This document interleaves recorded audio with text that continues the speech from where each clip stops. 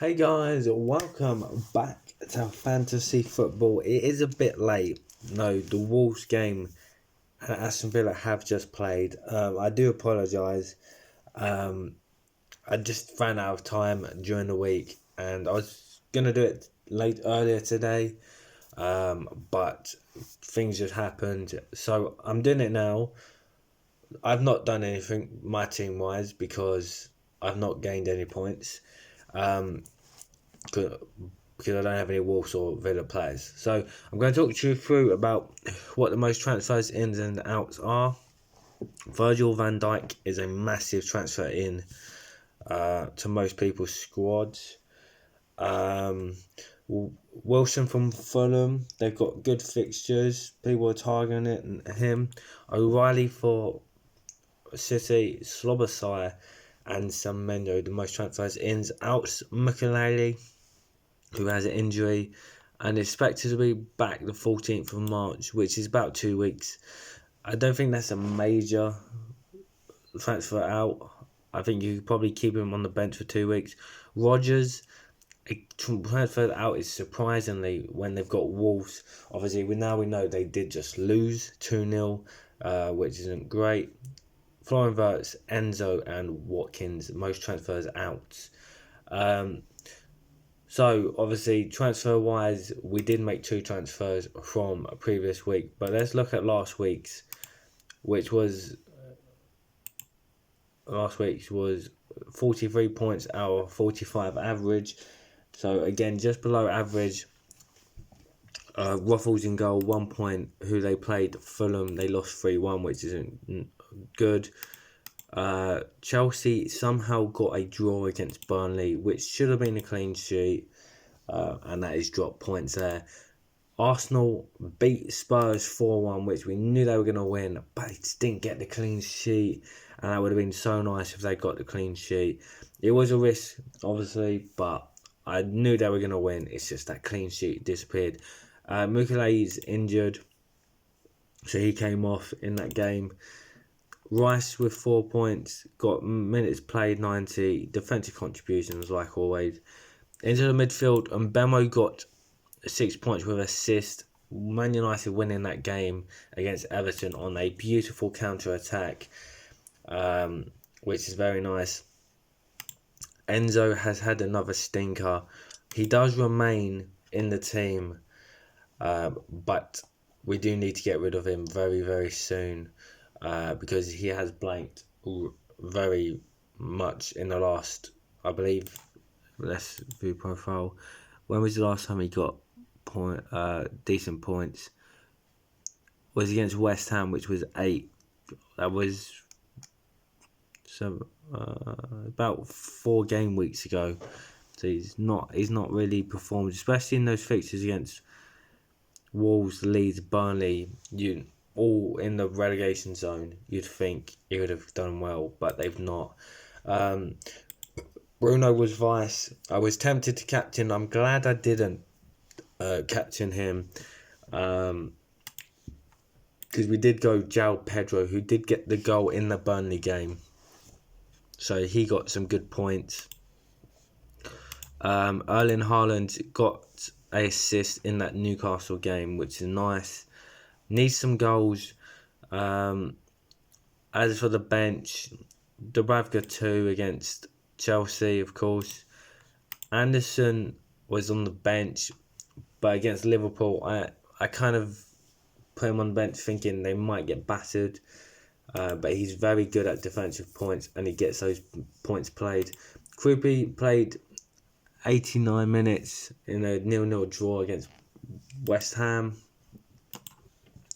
And obviously a goal against Newcastle, which is why I benched Gay Heat in the first place. So transfers wise, we made 2 changes, which I know I don't want to use my transfers because I do have a blank coming up with the Arsenal players and the Man City players. But we had to get rid of the Chelsea assets. So we've brought in Virgil van Dijk to replace Chalobah. Good points in the last 2 weeks. West Ham, Wolves, good fixtures, and then Spurs as well. That's a good signing to bring him. And then we also got rid of João Pedro to go back to Thiago. K's not performed in the last 2 games, but against Burnley, Bournemouth and Wolves, you do expect some good returns there. Enzo needs to go. We might have to make a change next week to get rid of him. If I got rid of him, I don't know what 7.7 million gets us. Because I would want to go Semenyo, but we don't have the budget to do that. So I guess the only option is really price. Look at price.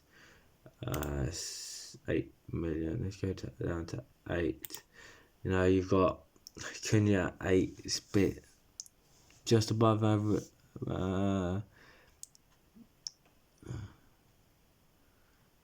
There's no one outstanding.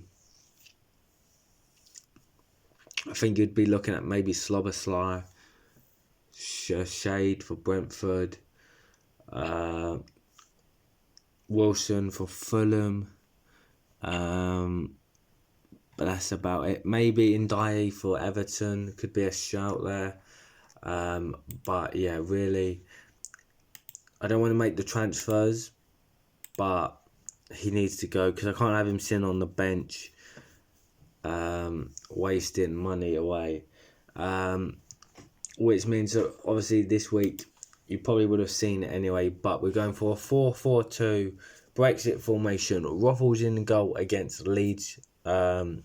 Hopefully that should be a clean sheet and a win for Sunderland. However, obviously in that fixture, you know, played last year in the Championship, in the Premier League this year against each other, there can be goals galore and it can be also a draws. So it can go either way. But yeah, I do think that is a better fixture than Burnley against Everton. Virgil van Dijk, 2 double up in the Arsenal defence. Timber and Gabriel again against Brighton. Brighton are a very good side, but I do kind of expect Arsenal to win and maybe clean sheet. Gahey against Forest, again 50-50. Man City should win this and should get a clean sheet against a Forest side that's not been great. But Forest do have a little bit of fight in them, so it could be a disaster defensively. But that is what the risk you got to take. Rice in the midfield, again, someone who's not really been performing lately. Did get a good game against Wolves. And if you go back to the double game week, he did really well. Brian Mbemo and Fernandez against Newcastle, Palace. Oh, wait, actually, no, wait. We were looking at the wrong one. Sorry, my bad, guys. So, Sunderland against Bournemouth. I think the Ruffles can get a clean sheet there. West Ham. The Arsenal have Chelsea, which is a hard game, but I think it's a better fixture for Arsenal than Chelsea. Man City against Leeds, which means HAALAND is the captain. I was tempted to go triple captain, but I'm still banking on a Man City double game week in game week 34, which they do face Burnley. And I think even if they don't double game week, that will be a perfect game for HAALAND to go triple captain. Hopefully it works out, hopefully. But if it is a double, that's so much better than people who used the triple captain on Gabriel in the double game week. Man United play Palace, who did have a Europa League game on Thursday. They did win. However, I do think they could be tired, and that is a game Man United should win. Burnley against Thiago should get some goals as well, which means on the bench you've got Dubravka, Enzo, Kupri and Mughelli, who's injured. So that's what this week is about. Obviously, only the one game played so far because it is a Friday. which is the Wolves Wolves versus Aston Villa game. So in the leagues, we've dropped down to 9th, close to Jamie once again.